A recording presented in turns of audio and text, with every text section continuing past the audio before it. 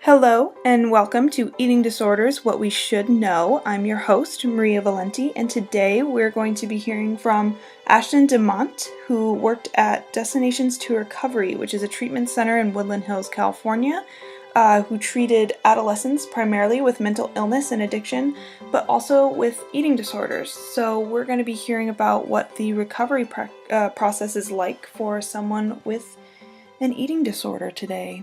Here it is. Ashton, Hi. what is the recovery process like specifically at Destinations for an eating disorder or like substance? I mean, obviously you work primarily with substance abuse, so just what is that like? We had kids that had secondary diagnosis of eating disorder. Usually the process, it takes sometimes years for people to be in recovery. We usually try and get them at least to commit a month to 3 months in residential. That would be best case scenario, but the person is stable at the different stages of recovery. Usually what that looks like is having like a 24-hour care, literally being surrounded by nurses and a staff that can support you, help you with your meal plans, help you in your community, help you kind of process some of the stuff that you're going through and the reasons for why you want to, or, the reasons for the illness. And that just takes time. It really just takes time. You can't really put a timestamp on it and be like, okay, you're good. You can leave now.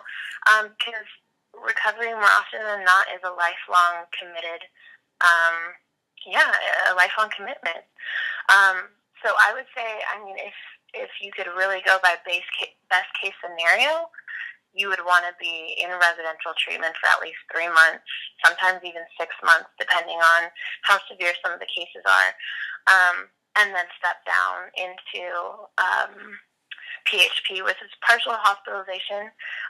It's not as fancy as it sounds. Basically, partial hospitalization means that you are in treatment from usually 8 or 9 a.m. to 5 or 6 p.m. So it's kind of like a full-time job, but you still go home and, get to kind of do some of your normal things. Well, and the best case scenario would be 6 months for that. And then IOP is usually a night program. You do it like 3 times a week. And usually that's from 5 to 9 p.m. And that, some people stay in IOP for even a couple of years.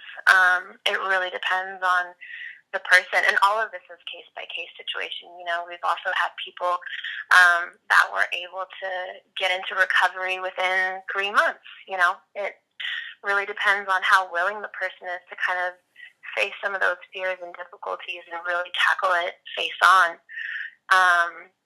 But unfortunately, more often than not, it's met with quite a bit of resistance, especially for adolescents. A lot of times in adolescent, the parents are a little bit more hands-on, and that's a really hard one to tackle because you're having to help an entire family go into recovery and into the process of healing.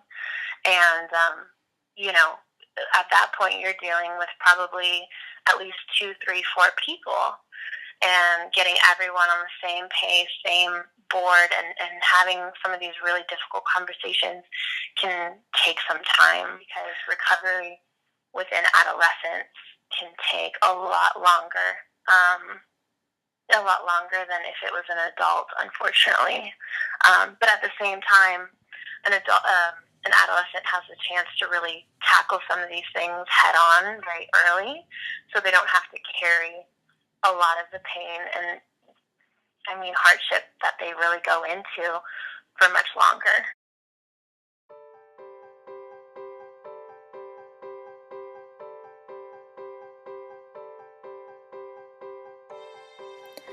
That's it this week for Eating Disorders, What We Should Know. Thanks for listening.